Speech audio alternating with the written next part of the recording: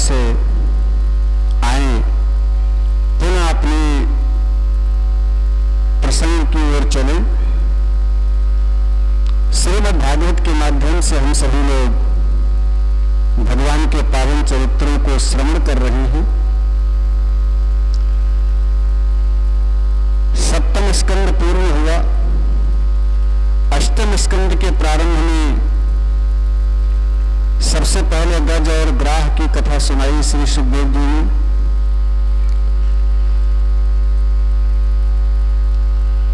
जिसमें कहते हैं गज इतना मदांध अपनी पत्नियों बच्चों के साथ जल पीने आया, लेकिन ग्राह ने पैर पकड़ लिया। पत्नी और बच्चे गज को बंधन में देखकर छुड़ाने का प्रयास किया, लेकिन जब असमर्थ रहे तो सब चले गए। लेकिन गज ने अकेले घोर युद्ध किया, लेकिन जब इसका भी बल काम नहीं करता है तब भगवान की स्तुति किया। यहां एक सूत्र समझे, संसार एक सरोवर है। इस संसार रूपी सरोवर में हम मदांध गज की तरीके से इस संसार सरोवर के विषय रूपी जल में क्रीड़ा कर रहे हैं, लेकिन क्रीड़ा करते करते ये भूल जाते हैं कि इस संसार रूपी सरोवर में एक ग्राह भी रहता है जिसको काल कहते हैं। काल रूपी ग्राह हमारे पैर पकड़ लेता है, चलने की शक्ति कम पड़ जाए तो समझ लो कि ग्राह ने, काल रूपी ग्राह ने पैर पकड़ लिए। सबसे हमारे परिवार वाले, संसार वाले हमें बचा सकते हैं, संसार के कष्टों से सब हमें बचा सकते हैं, छुड़ा सकते हैं। लेकिन जब हम काल से ग्रसित होते हैं, मृत्यु के मुख में होते हैं और काल से ग्रसित होते हैं, तब मेरे को कोई बचाने में समर्थ नहीं होता है। कबीरदास जी कहते हैं कि मन फूला फूला फिरे जगत में, कैसा नाता रे। मन फूला फूला फिरे जगत में, कैसा नाता रे। तो पेट पकड़ कर माता रोवे, बाह पकड़ कर भाई, पेट पकड़ कर माता रोवे, बाह पकड़ कर भाई, और लट छिटकाए तिरिया रोवे। सब अपने मतलब के लिए रोते हैं बस। भाई कहता है भुजा मेरी टूट गई, पत्नी कहती है मेरा श्रृंगार चला गया, श्रृंगार कैसे करूंगी। माता कहती है मेरी कोख का दुलारा चला गया, 9 महीने इसको पेट में लिया। लट छिटकाए तिरिया रोवे, लेकिन हंस अकेला जाई रे। मन फूला फूला फिरे जगत में, कैसा नाता रे। चाहे जितना अहंकार में घूमो, लेकिन इस मुसीबत में कोई बचा नहीं सकता है। पूरा संसार तुम्हारा है, आप बहुत बड़े बलवान हैं, भले समस्त देवताओं को जीतने की शक्ति रखते हैं, समस्त संसार को जीतने की भले शक्ति रखते हो अकेले, लेकिन काल से पीड़ित होने पर तुम्हें कोई नहीं बचा सकता, तुम्हारा बल भी काम नहीं आ सकता। जब तक जीवे माता रोवे, बहिन रोवे 10 मासा, और 13 दिन तक तिरिया रोवे, फेर किए घर बासारे। मन फूला फूला फिरे जगत में, कैसा नाता रे। मन फूला फूला फिरे जगत में, कैसा सच्चा रिश्ता तो केवल एक ही है, ईश्वर का। और वो इस मुसीबत नहीं, सारी मुसीबतों से बचा सकते हैं। सांसारिक मुसीबत से भी बचा सकते हैं, अंत वाली काल वाली मुसीबत से भी बचा सकते हैं, परलोक में भी हमारी सहायता कर सकते हैं। वो केवल एक ही परमात्मा, ईश्वर के सिवा और कोई मेरी सहायता नहीं कर सकता। हर परिस्थिति में जो हमारे सहायक हैं और सहायता करने में समर्थ हैं, हम केवल उन्हीं को भूले बैठे हैं। हम केवल उन्हीं से रिश्ता, अपना संबंध खत्म किए हैं, बनाना नहीं चाहते। इसलिए संत और हमारे ग्रंथ ये उपदेश के माध्यम से हमको बताते रहते हैं, भैया दुनिया वाले साथ नहीं दे सकते, साथ केवल एक ही सच्चा है, परमात्मा का। इसलिए उनसे साथ जोड़ने का प्रयास करो, उनसे विशेष रिश्ता बनाने का प्रयास करो। जब सारे साधन फेल हो गए, तब हाथी ने अंत में भगवान की स्तुति किया। और विशेषता यह है, स्तुति बड़े भाव से करता है, लेकिन नाम किसी का नहीं ले रहा है। स्तुति बड़े भाव से करता है, नाम किसी का नहीं ले रहा है। और फिर गज ने स्तुति करते हुए कहा, ओम नमो भगवते तस्मै यत एतच्चिदात्मकं पुरुषायादि बीजाय परेशायाभिधीमहि तस्मै नमः परेशाय ब्रह्मणे अनंत शक्तये अरूपायोरुरूपाय नमः आश्चर्य कर्मणे। बड़ी सुंदर स्तुति किया।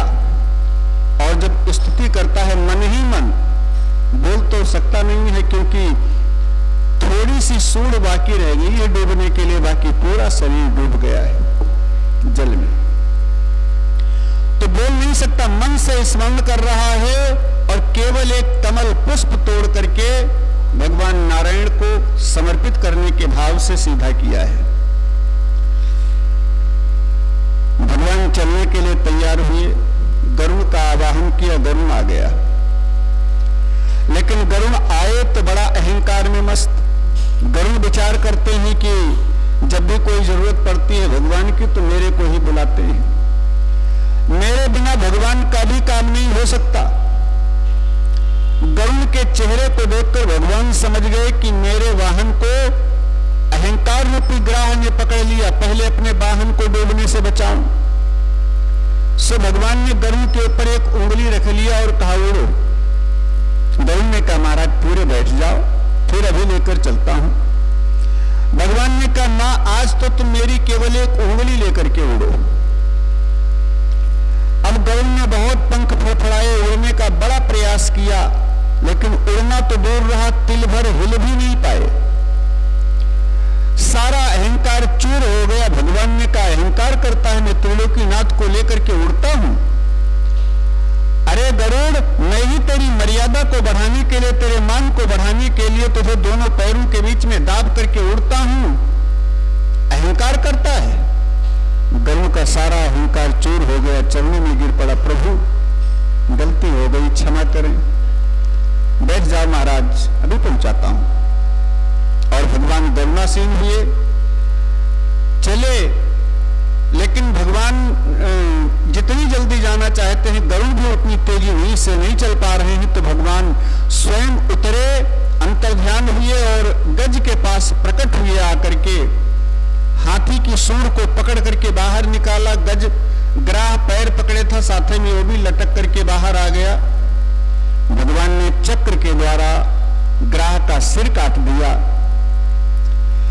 यहाँ सुखदेव जी कहते हैं, परीक्षित, ग्राह के शरीर से एक दिव्य पुरुष प्रकट हुआ। ये होहू नाम का गंधर्व है, जो देवल ऋषि के श्राप से ग्राह बन गया था। पहले उसका उद्धार किया, बाद में गज का उद्धार किया। गज भी एक इंद्रद्युम्न का नाम का राजा था, दुर्वासा के श्राप से हाथी बन गया था। देवल और दुर्वासा के श्राप से दोनों गज और ग्राह बने। पूछा था कब उद्धार होगा, कहा जब ग्राह गज का पैर पकड़ेगा, गज भगवान को पुकारेगा, भगवान के हाथों से दोनों का उद्धार होगा। आज वही समय आ गया। यहां एक बात समझे, भगवान को पुकारा है हाथी ने, लेकिन सबसे पहले उद्धार किया है ग्राह का। यहां एक सूत्र है, इसका मतलब है कि भगवान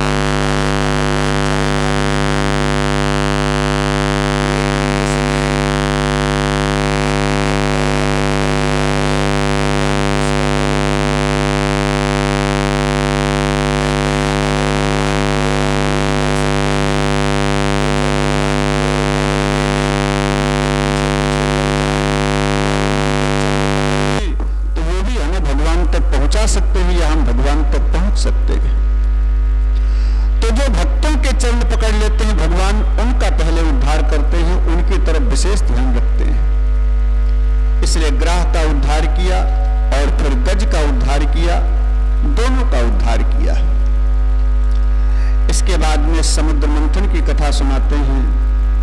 देवताओं ने, दैत्यों ने, दोनों ने मिलकर के समुद्र मंथन किया। 14 रत्न निकले।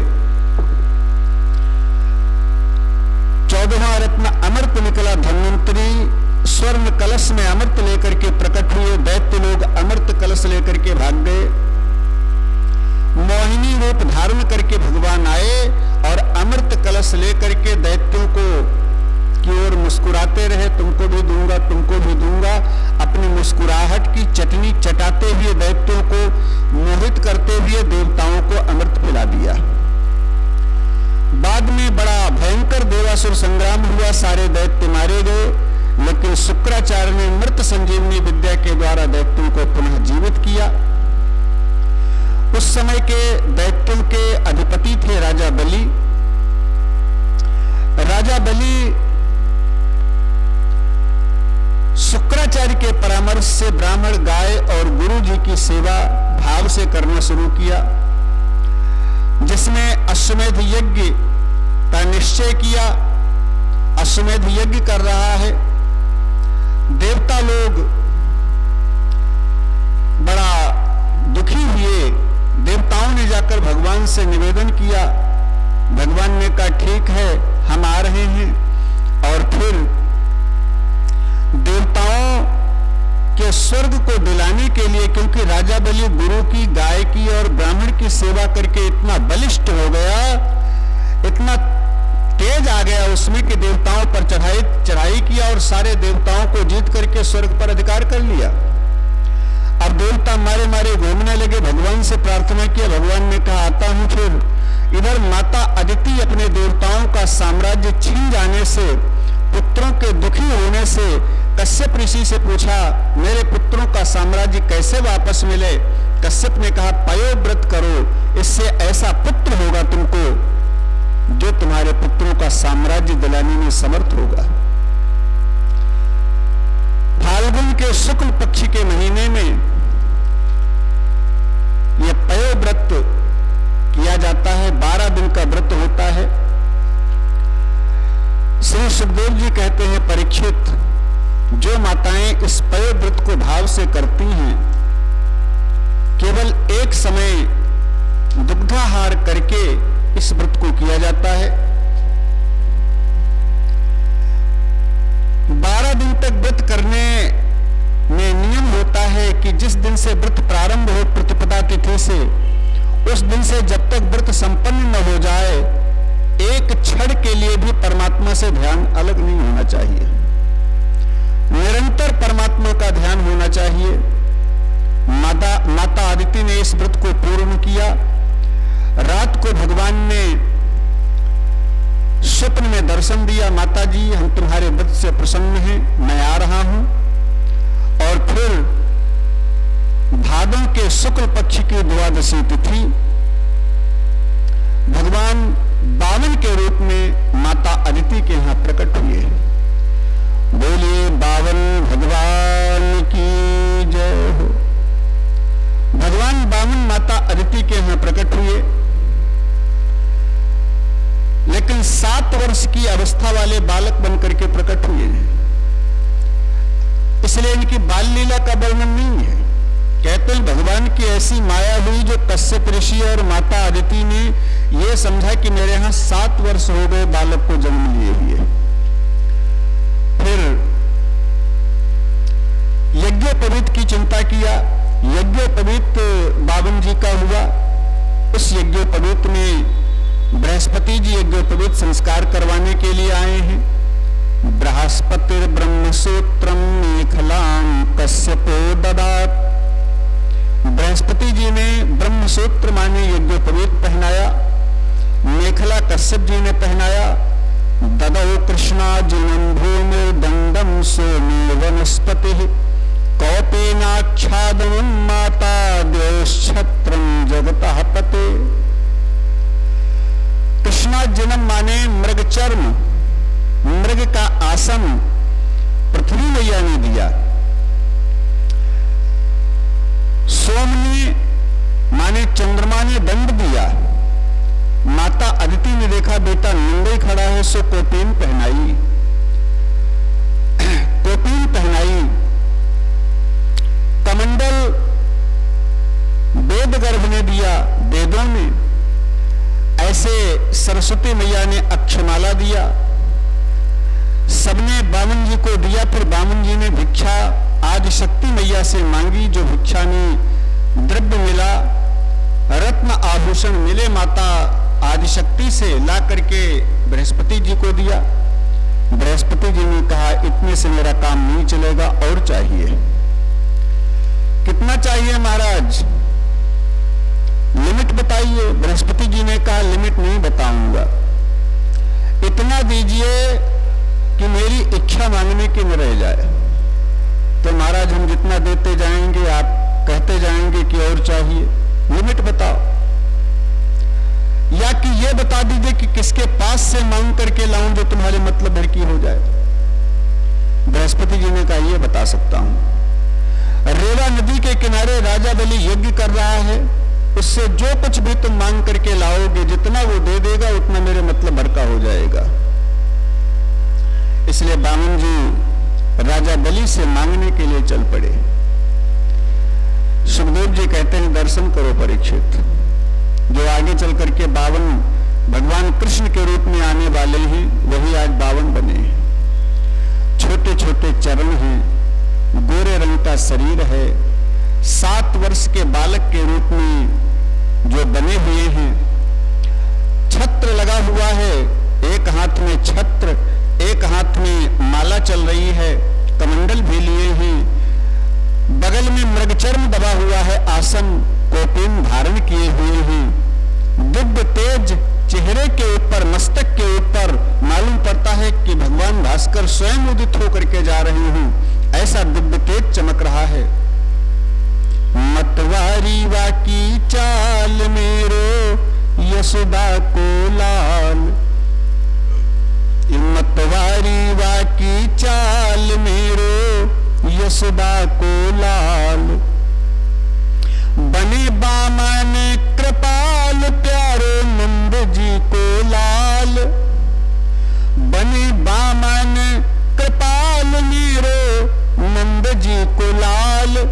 मतवारी वाकी चाल मेरो यशोदा को लाल। भगवान बामन रेवा नदी के किनारे जहां बलि यज्ञ कर रहा है पहुंच गए।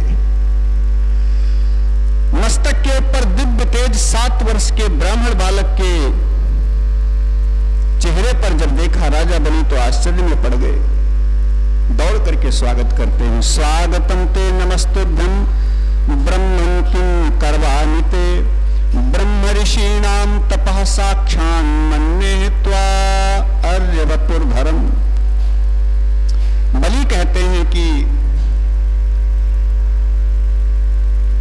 आप पधारे महाराज, मैं तो कृतार्थ हो गया आपके दर्शन करके। मैं आपको नमस्कार करता हूं, प्रणाम करता हूं, आज्ञा कीजिए कि मैं आपकी क्या सेवा करूं। आपको देख करके ऐसा जान पड़ता है कि बड़े बड़े ऋषि मुनियों की तपस्या स्वयं मूर्तिमान स्वरूप में, आपके स्वरूप में आकर के मेरे सामने विराजित हो गई। क्योंकि महाराज 7 वर्ष के ब्राह्मण बालक के अंदर ऐसा दिव्य तेज मैंने नहीं देखा। आप परम तेजस्वी हो, आदेश करो। बड़ी पूजा किया, सिंहासन पर विराजित किया, मांग लो महाराज। बामन जी ने पहले तो बहुत कुछ कहा, महाराज मैंने अयाचक व्रत लिया है, मांगना छोड़ दिया है आजकल। लेकिन जब बहुत आग्रह किया, बामन जी ने कहा ठीक है, आपकी इच्छा रखने के लिए मेरे को मांगनी पड़ेगा, सो 3 चरण पृथ्वी चाहिए केवल, वो भी अपने पैरों से नाप करके मैं लूंगा। बलि हंसने लगा। बामन जी कहते हो भी संकल्प करके लूंगा। बलि ने कहा ठीक है महाराज, वैसे मांगना अगर भूल गए हो तो दोबारा मांग सकते हो, मैं छूट दे रहा हूं। बामन जी ने कहा ना महाराज, मेरे को इतनी चाहिए, ज्यादा राग नहीं बढ़ाना है। ठीक है तो मैं दूंगा। अब शुक्राचार्य बहुत देर से देख रहे थे, जब देखा ये बौना मुन्ना सा ब्राह्मण बालक बड़ी बातें बना रहा है, सो गौर से देखा, ध्यान से जब देखा तो बामन जी के अंदर नारायण का दर्शन होने लगा। सो शुक्राचार्य ने बामन जी को एकांत में ले जाकर के बहुत समझाया, मना कर दो, ये 52-53 कुछ नहीं है, ये वही है जिन्होंने 12 बनकर के तुम्हारे दादाजी को मारा, हिरण्याक्ष को, जिन्होंने नरसिंह बनकर के तुम्हारे पिताजी को मारा, ये वही है, इसलिए मना कर दो। तुम्हारे दादाजी हिरण्याक्ष कश्यप को मारा नरसिंह बनकर के। बलि ने कहा अगर ये नारायण है तब तो मैं कतई मना नहीं करूंगा, क्योंकि सब संपत्ति रघुपति कहे आही, सब कुछ तो परमात्मा का दिया हुआ है, और जब सब कुछ ईश्वर का दिया हुआ है महाराज, तो मैं मना नहीं कर सकता। अपनी सामानों मांगने के लिए आए हैं, इसलिए हम कैसे मना कर दें, इसलिए मैं जरूर दूंगा। अगर शुक्राचार्य की बात नहीं मानी तो शुक्राचार्य जी नाराज हो गए, श्राप दे दिया, तू जल्दी श्रीहीन हो जा। संकल्प की तैयारी होने लगी। बामन जी ने कहा मैं स्वयं पढ़ूंगा, जल्दी करो महाराज। गेरुआ की टोटी में, ऐसी भागवत में कथा नहीं है लेकिन अन्यत्र है कि गेरुआ की टोटी में शुक्राचार्य जी सूक्ष्म रूप बना करके बैठ गए ताकि जल न गिरे।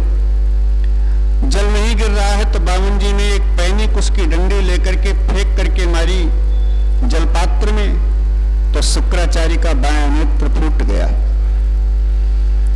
एक आंख वाले हो गए शुक्राचार्य जी।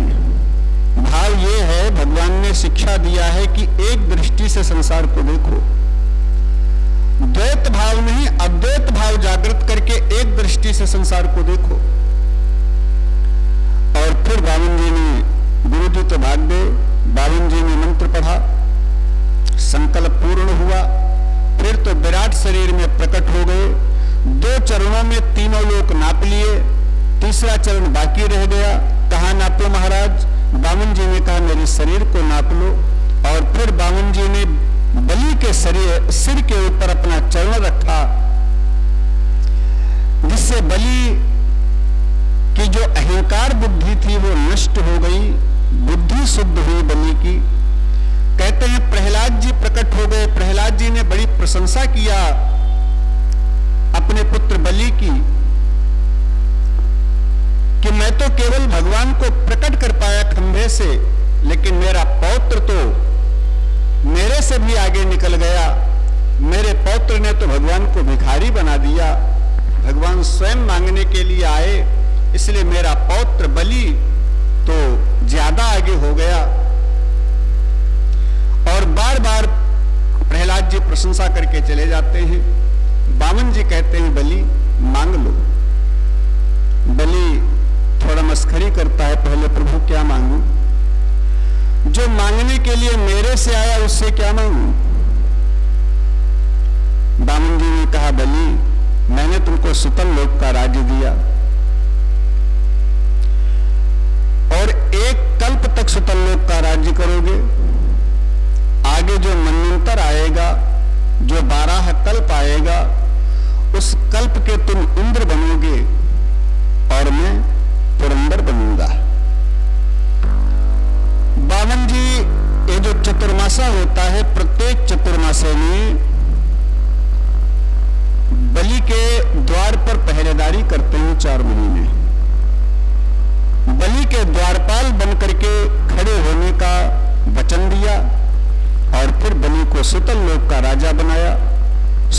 लेकर के इंद्र को वापस किया और बामन जी अंतर्ध्यान हो गए।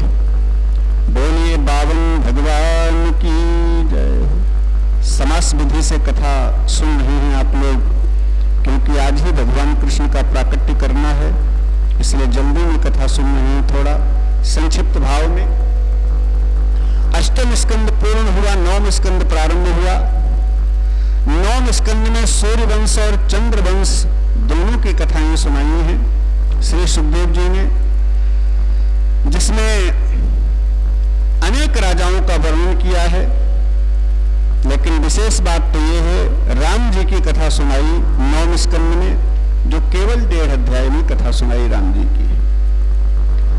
कहते हैं राम जी ने दशरथ जी के यहां अवतरित होकर के फिर अनेक प्रकार की बाल लीलाएं करते हुए दशरथ जी के यहां, गुरु जी के यहां शिक्षा लेकर के अल्पकाल में ही फिर विश्वामित्र जी के मांगने पर उनके साथ जाकर के राम लक्ष्मण ने ताड़का का वध किया, विश्वामित्र की यज्ञ की रक्षा किया। मारीच को लंका भेज दिया, सुबाहु इत्यादि अनेक राक्षसों को मारा और फिर अहिल्या का उद्धार करते हुए गंगा जी में स्नान करते हुए जनकपुरी में जाकर के समस्त राजाओं के मान का खंडन करते हुए धनुष को तोड़ करके श्री जानकी जी के साथ विवाह किया। फिर अयोध्या वापस आए। विवाह के बाद 9 साल तक अयोध्या में निवास करके फिर मंथरा के बहकाने पर कैकेयी मैया के द्वारा 2 वरदान मांगने से राम जी का वनवास हुआ। राम जी वन को आए, केवट से प्रेम दिखाते हुए चित्रकूट में निवास किया, भरद्वाज इत्यादि ऋषियों को मिलते हुए। और फिर भरत जी पिताजी का दाह संस्कार क्रियाकर्म करके राम जी को मनाने गए। वहां से राम जी के चरण पादुका लेकर के, खड़ाऊं लेकर के आए, अयोध्या के सिंहासन पर विराजित करके 14 वर्षों तक अयोध्या की देखभाल किया। इधर राम जी 13 वर्ष तक वन में रह करके फिर पंचवटी में जाकर के शूर्पणखा की नाक कान काट करके, खरदूषण का वध करके, फिर जटायु पर कृपा करते हुए शिवरी की भक्ति, जानकी जी का हरण हो गया, जानकी जी को ढूंढते हुए जटायु पर कृपा किया।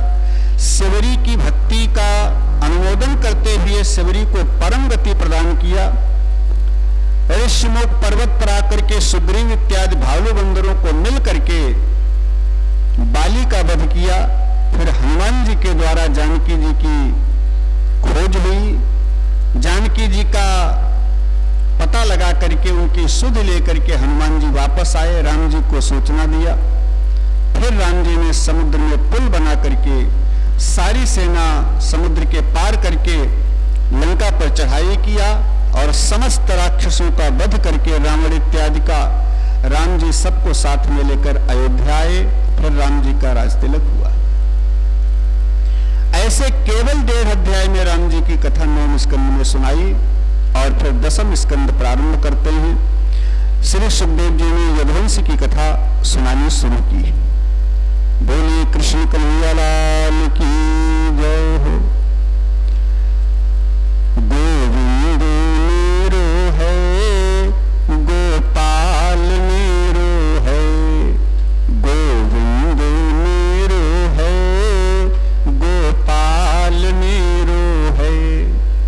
श्री बांके बिहारी नंदलाल मेरो है, श्री बांके बिहारी नंदलाल मेरो है। गोविंद मेरो है, गोपाल मेरो है, गोविंद मेरो है, गोपाल मेरो है। सुखदेव जी कहते हैं, परीक्षित, भगवान नारायण के पुत्र अत्रि ऋषि, अत्रि के पुत्र चंद्रमा, चंद्रमा के पुत्र बुध, बुध का पुत्र पुरुरवा और इन्हीं के वंश में एक राजा हुए जिनका नाम पड़ा यदु।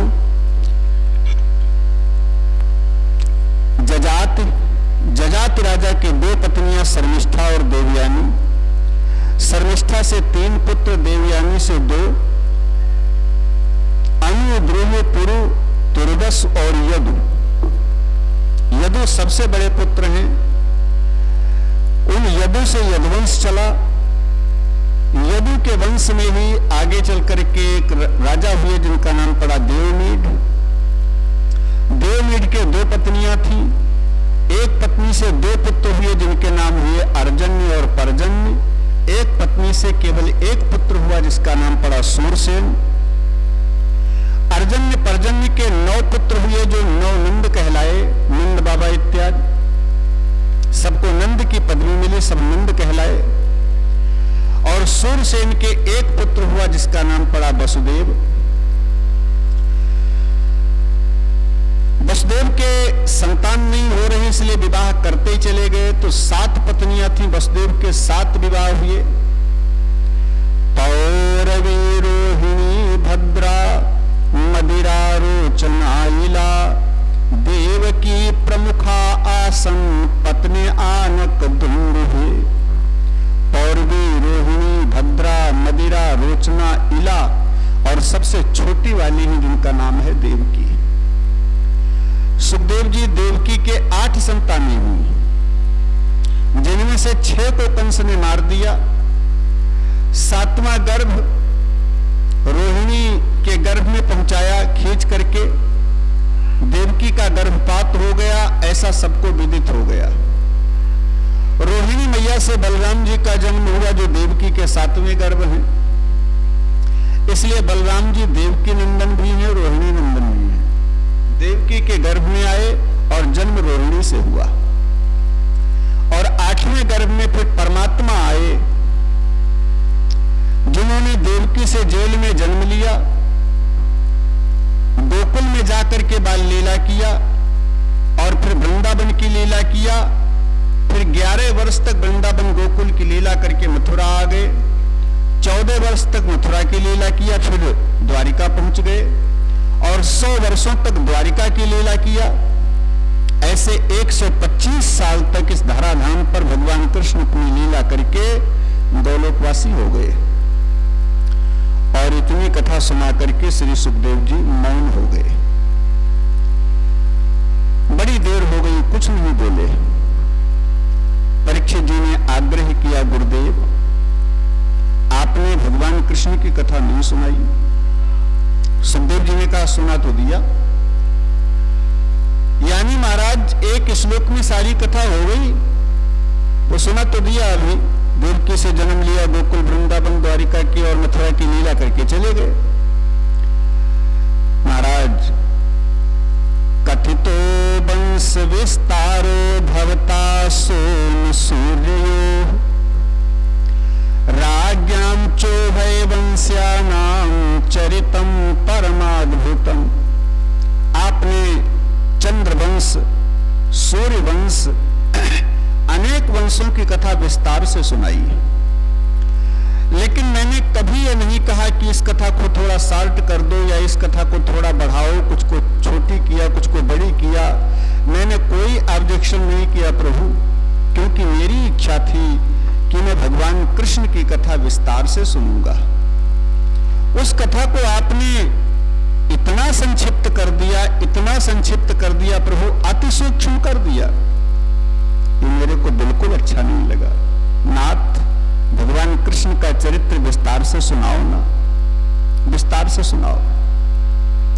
क्योंकि जिन भगवान कृष्ण के हमारे पूर्वजों के ऊपर और हमारे ऊपर इतने उपकार हैं, उनकी कथा हम संक्षिप्त सुने प्रभु, ऐसा नहीं हो सकता। महाभारत का युद्ध जिसमें कौरव और पांडवों में, कौरवों की सेना महाराज बड़े बड़े मगरमच्छ के समान थे और हमारे पांडवों की सेना छोटी मछलियों के समान है। लेकिन इतनी भगवान कृष्ण रूपी नौका पर मेरे पूर्वज लोग बैठ गए तो ऐसी आसानी से महाभारत युद्ध रूपी समुद्र को पार कर दिया जैसे गाय के बछड़े के खुर के गड्ढे को कोई आसानी से पार कर ले। इसलिए महाराज ये मेरे पूर्वजों की बात है, उसको छोड़ो, मैं तो अपनी बात कह रहा हूं कि द्रोण्यास्त्र विपुलाष्टमिदं मदंगम संतान बीजं कुरु पांडवानां जुगोपकोक्षिं गतयाप्त चक्रो मातोश्चनीयः शरणं गताया। अश्वत्थामा ने, द्रोणी ने जब ब्रह्मास्त्र छोड़ा था, जब हम गर्भ के अंदर थे, मेरे को जलाने के लिए, नष्ट करने के लिए, मैं केवल पांडवों का बीज बचा था, संतान बीज। महाराज भगवान कृष्ण कन्हैया गर्भ के अंदर जाकर के चक्र सुदर्शन जैसे जुगोप कुक्षिम गत आप्त चक्रो, चक्र सुदर्शन के द्वारा ब्रह्मास्त्र से ऐसी मेरी रक्षा की कि ब्रह्मास्त्र नष्ट हो गया और सुरक्षित संसार में मेरा जन्म दिया। जिनकी कृपा से आज दुनिया में हम आए हैं, नहीं तो गर्भ के अंदर ही हम नष्ट हो जाते। उनकी कथा में संक्षिप्त सुनो प्रभु, ऐसा नहीं हो सकता, थोड़ा विस्तार से सुनाओ ना महाराज। सुखदेव जी ने कहा, परीक्षित तुम्हारी भावना से हम बहुत प्रसन्न हैं। तुम्हारे जैसा श्रोता मिल जाए तो 7 दिन क्या, हम 7 महीना नॉन स्टॉप सुनाते रहे। परीक्षित हम कथा सुनाएंगे, विस्तार से सुनाएंगे, लेकिन आज 4 दिन हो गए कथा होते होते। 4 दिन में एक ही आसन पर बैठे कथा सुन रहे हो तुम, न भोजन किया है, न जल पिया है, इसलिए तुमको परेशानी हो रही होगी, भूख प्यास लगी होगी, शरीर में दर्द हो रहा होगा, इसलिए 2 घंटे का विश्राम दे रहा हूं। थोड़ा घूम टहल लो, कुछ खा पी लो, फिर आकर के बैठो, हम कथा सुनाएंगे। अब परीक्षित जी का उत्तर सुने। परीक्षित जी कहते हैं, गुरुदेव आपके श्री मुख से कथा सुनते सुनते, आपके श्री मुख से कथा सुनते सुनते महाराज, नैसाति दुस्सहा क्षुन्मां त्यक्तोदमपि बाधते तिवन्तं त्वन्मुखात् भोजच्युतं हरिकथामृतम्। महाराज, जिस भूख प्यास से परेशान होकर के मैंने ऋषि का अपमान किया, भूख प्यास ने ही तो ये करवाया था। अगर प्यास न लगी होती मेरे को तो समीक ऋषि के गले में वो मृतक सर्प क्यों लपेटता। इसलिए महाराज अब भूख प्यास से तो मेरे को ईर्ष्या हो गई है। इसी भूख प्यास के कारण ही एक संत का अपराध हुआ। इसलिए महाराज इससे बिल्कुल दूर रहना चाहता हूं। आपके श्री मुख से कथा रूपी अमृत पान करके या पीते पीते मेरी तृप्ति नहीं हो रही, मेरी भूख प्यास न जाने कहां गायब हो गई है। आप तो कथा कहते रहे महाराज। श्री सुखदेव जी गदगद हो गए। परीक्षित तुम्हारे जैसा श्रोता मिल जाए तो कहना क्या है। योग्य श्रोता मिले तो कथावाचक नॉन स्टॉप सुनाता रहता है, फिर उसका मन प्रफुल्लित होता है। जो भाव अंदर नहीं उद्गार उत्पन्न होने वाले हैं, वो भी उद्गार उत्पन्न होते हैं श्रोता की भावना देख करके। ऐसे मन के उद्गार उत्पन्न होते हैं। परीक्षित हम सुनाएंगे कथा। और फिर श्री सुखदेव जी ने कथा सुनानी शुरू की। कहते हैं, राजन, राजा उग्रसेन मथुरा के, अब राजा तो बड़े प्रतापी, बड़े धर्मात्मा, लेकिन उनका पुत्र हो गया बड़ा आतताई कंस। और ऐसा आतताई हुआ कंस जिसने अपने पिता को ही, उग्रसेन को ही जेल में बंद करके और खुद शासक बन गया, खुद गद्दी पर बैठ गया, राजा बन गया। अत्याचार से जब धरा पीड़ित हुई, पृथ्वी पीड़ित हुई, सब देवता लोग कंस के अत्याचारों से पीड़ित हुए तो पृथ्वी गाय का रूप बना करके देवता लोग और पृथ्वी साथ में मिल करके क्षीर सागर के ब्रह्मा जी के पास जाकर के प्रार्थना किया। ब्रह्मा जी ने कहा, निश्चिंत हो जाओ, हम भी भगवान से बात करते हैं, फिर बताते हैं। ब्रह्मा जी ने नेत्र बंद करके समाधि लगा करके भगवान से बात किया। गिरम समाधौ गगनी समीरिताम निसन्निबेधास्त्रिदशानुवाच। ब्रह्मा जी ने नेत्र बंद करके समाधि लगा करके देखा, 2 मिनट में आंखें खोल दिया और ब्रह्मा जी कहते हैं हमारे भगवान से बात हो गई। क्या बात हुई महाराज? ब्रह्मा जी कहते हैं मेरी बात हो गई कि वसुदेव गृहे साक्षात भगवान पुरुषः परः जनिष्यते तत्प्रियार्थम संभवन्तु सुरस्त्रियः। वसुदेव के घर में देवकी के गर्भ से अष्टम लाल बनकर के साक्षात भगवान वासुदेव प्रकट होने वाले हैं, ऐसी उन्होंने मेरे को आकाशवाणी की है, ऐसा आश्वासन दिया है। भगवान नारायण स्वयं वसुदेव के यहाँ देवकी के अष्टम लाल बनकर के उत्पन्न होने वाले हैं।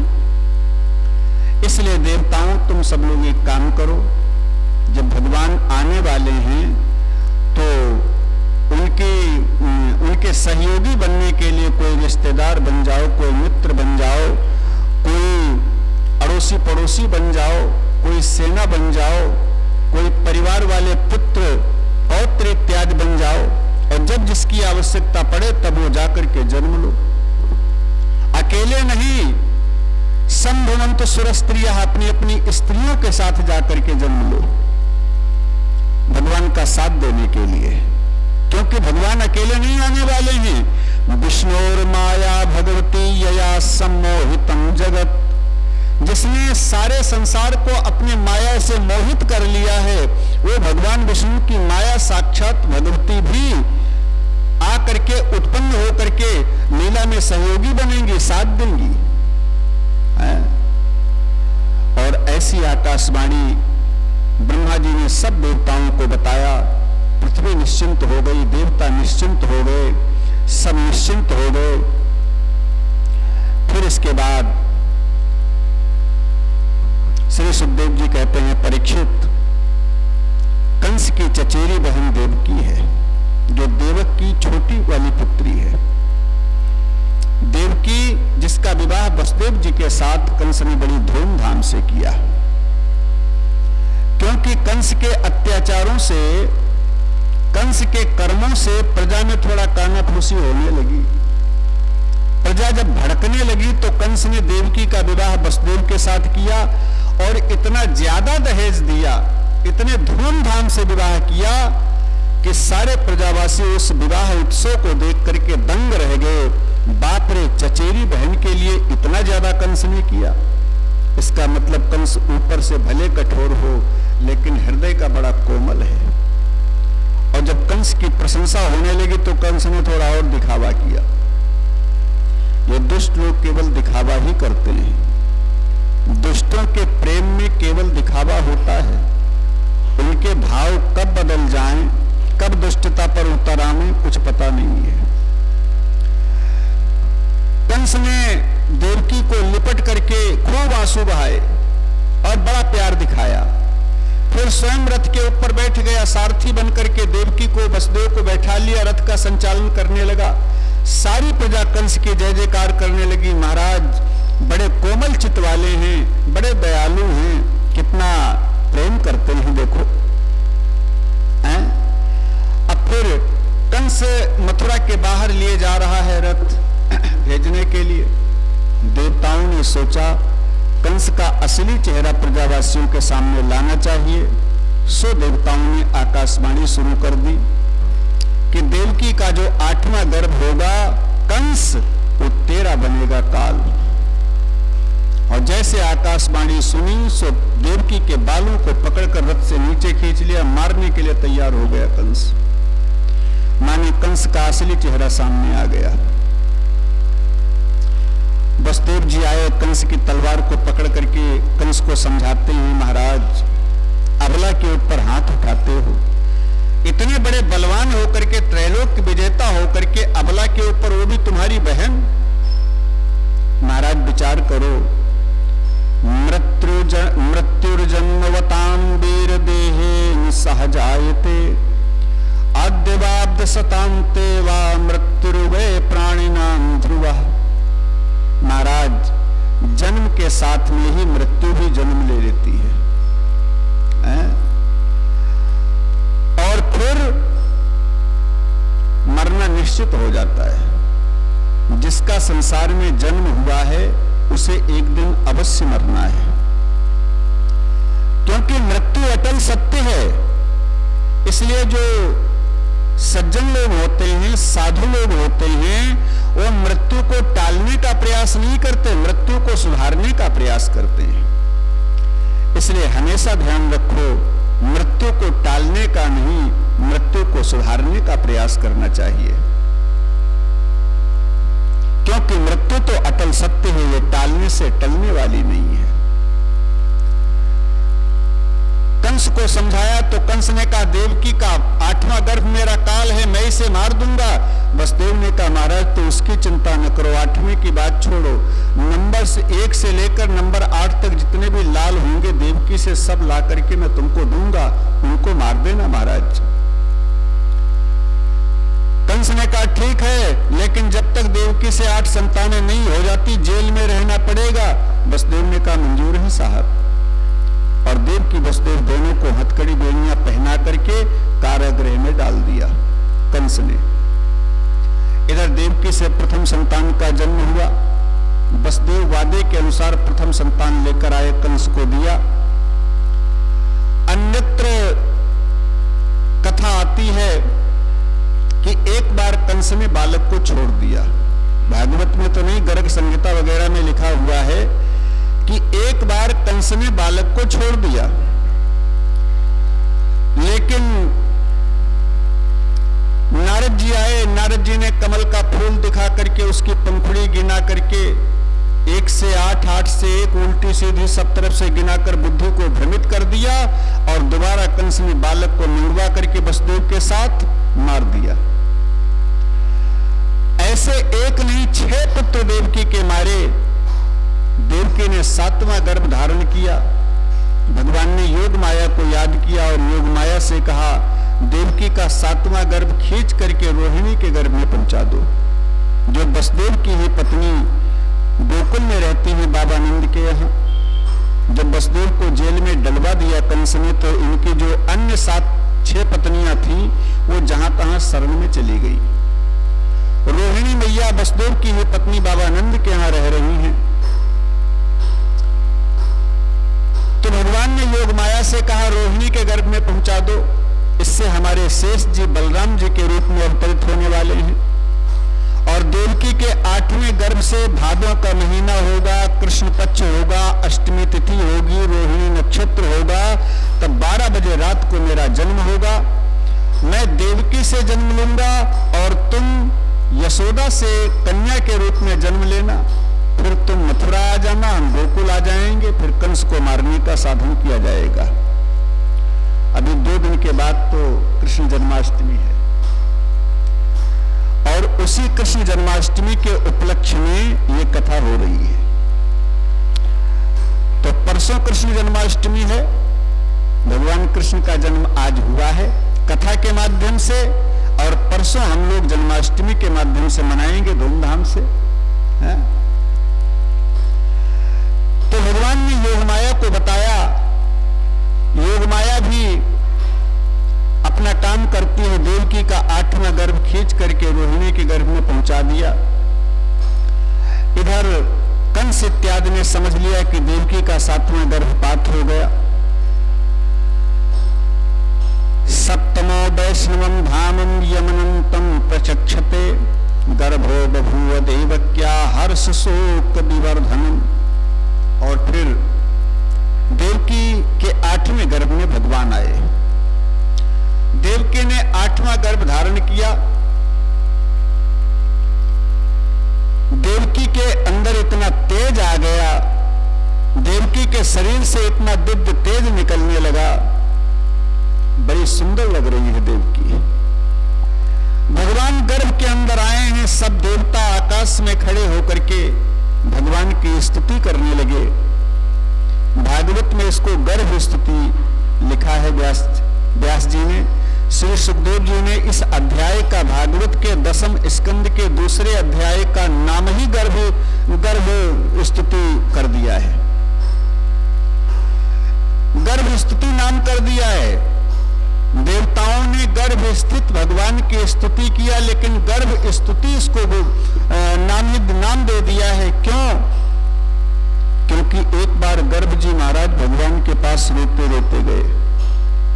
भगवान ने कहा, कौन हो तुम? कहा, हम हैं गर्भ जी महाराज। क्यों रो रहे हो? प्रभु, सारा संसार डंडा लेकर मेरे पीछे पड़ गया है।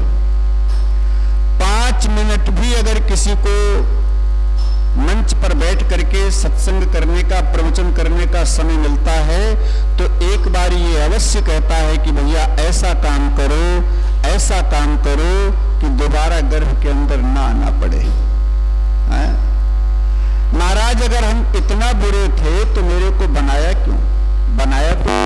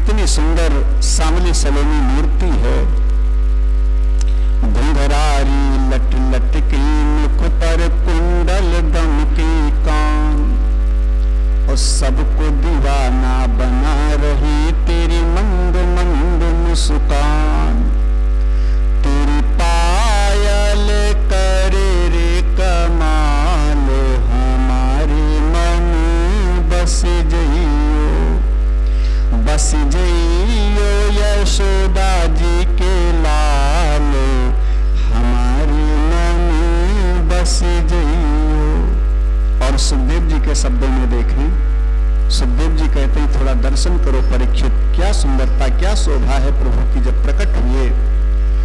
तमद्भुतम बालक अम्बुजेक्षणम चतुर्भुजम शंख गदायुधायुधम श्रीवत्स लक्ष्मण गलशोभि कौस्तुभम पीतांबरम सांद्र पयोद सौभगम। अद्भुत दृश्य है, अद्भुत बालक है, श्याम अंग कांति है, पीतांबर धारण किए हैं, बैजंती माला गले में पड़ी हुई है, कौस्तुभ मणि बच्छ पर शोभित हो रही है, घुंघराले जिनके बाल हैं, मोर का पंख सर में लगा हुआ है, मृगा के समान कजरारे जिनके नेत्र हैं, होठ ऐसे हैं मालूम पड़ता है कटा हुआ बिंबा फल हो, ऐसे सुर्ख लाल रंग के होठ हैं, गाल नीले आकाश में जैसे लाल बादल छाए हों, ऐसे सुर्ख लाल नीले शरीर नीले अंग के ऊपर भगवान के शोभित हो रहे हैं। ऐसी शोभा देखकर चार भुजाओं से युक्त हैं, शंख चक्र गदा पद्म धारण किए और भगवान प्रकट होते कहते हैं माता जी मैं आ गया,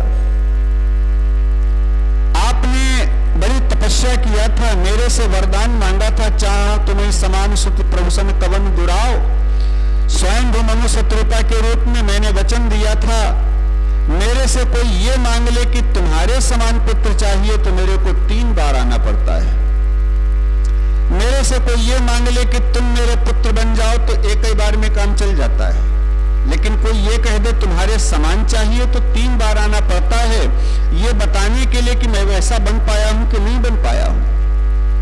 तो माता जी पहली बार में आया जब तुम कश्यप अदिति थे तो 52 बन करके आया, दूसरी बार तुम दशरथ कौशल्या बने तो राम जी बन करके आया, अब की बार देवकी वसुदेव बने हो तो कन्हैया जी बन करके आया। देवकी ने कहा सो तो ठीक है बेटा, लेकिन मैंने पुत्र बनकर के आने के लिए कहा था, तुम तो पिताजी बनकर आए हो। ये 4 हाथ वाला बालक होता है, शंख चक्र गदा पद्म सब धारण किए हो। भगवान ने कहा देखो माता जी, मैंने सुना था कि जो भी बालक होता है कंस उनको मार देता है, इसलिए मैं चक्र भी साथ में लेकर आया हूं, पूरी व्यवस्था से आया हूं, अगर मामा जी इस समय आ जाए तो मैं उनको छोड़ने वाला नहीं, तुरंत मार दूंगा। इसलिए माता जी, और अगर तुम कह दो कि हम बालक बन जाएं तो फिर तुमको मेरी सुरक्षा करनी पड़ेगी, फिर मैं सुरक्षा नहीं कर सकता। वसुदेव ने कहा मैं कैसे सुरक्षा कर सकता हूं बेटा, अगर मैं ही सुरक्षा कर पाता तो 6 बालक मेरे क्यों मारे जाते। भगवान ने कहा चिंता मत करो, चिंता मत करो, हम जैसे बालक बन जाए मेरे को तुरंत गोकुल पहुंचा देना मैया यशोदा के पास, मेरी सुरक्षा हो जाएगी। मां मैया यशोदा के लालन पालन में माखन मिश्री खूब खा करके मोटे ताजे बन करके मथुरा आएंगे और मार देंगे मामा जी को। वसुदेव ने कहा बेटा सो तो ठीक है, लेकिन हाथ में हथकड़ी पैर में बेड़ियां और डबल ताले लगे हैं फाटकों में, डबल पहरेदार खड़े बड़ी सतर्कता से पहरा दे रहे हैं, कैसे पहुंचा दूं गोकुल। भगवान ने कहा परवाह मत करो, जीव जब मेरे से संबंध बनाता है तो उसके सारे बंधन कट जाते हैं, सारे बंधन टूट जाते हैं, और जीव जब संसार से संबंध बनाता है तो माया के सारे बंधन पड़ जाते हैं, संसार के सारे बंधन पड़ जाते हैं। इसलिए परवाह मत करना बंधनों की। और इतना कहकर भगवान नन्हे से बालक बनकर के देवकी मैया की गोद में लेट गए।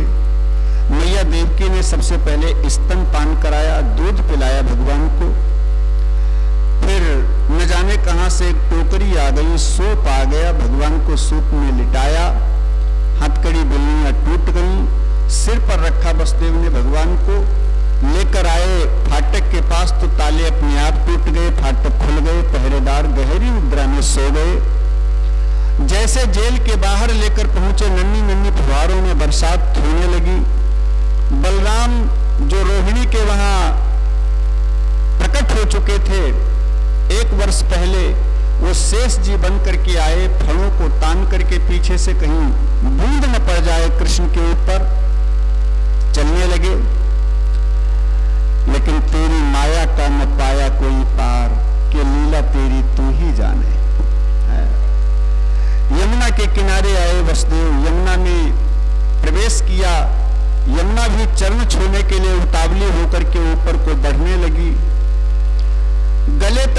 वसुदेव जी की दाढ़ी तक आ गई। यमुना जी बढ़ती बढ़ती भगवान ने पीछे से पैर लटका दिया। यमुना ने चरण छुआ, एक कमल का फूल भेंट किया भगवान को और फिर नीचे होकर के बहने लगी। माने यमुना जी ने रास्ता दे दिया। यमुना पार करके गोकुल में आए। खिड़की दरवाजे सब खुले हैं। अंदर प्रवेश कर गए। जहां यशोदा मैया गहरी निद्रा में सो रही हैं, वहीं पर बालक को लिटाया। तुरंत की जन्मी कन्या को उठाया। वसुदेव जी मथुरा आ गए। माया रूपी कन्या को लेकर के मथुरा आए।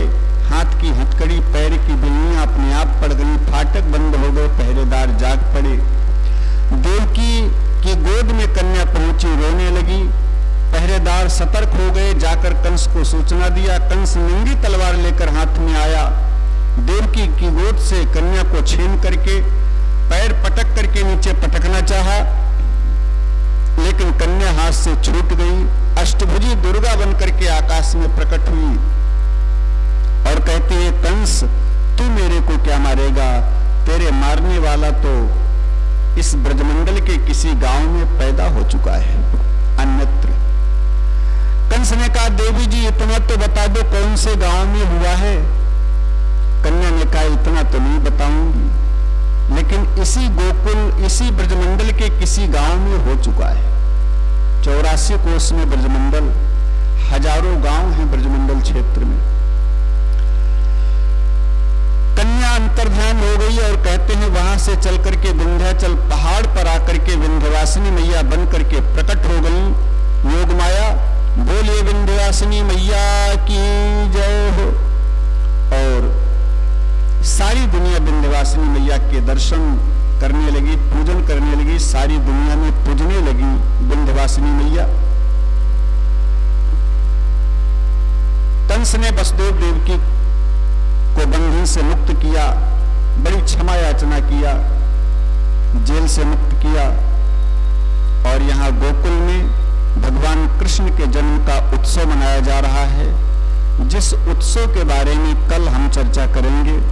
कल भगवान कृष्ण का जन्मोत्सव, उनकी बाल लीला, इसका वर्णन सभी लोग सुनेंगे भागवत के माध्यम से।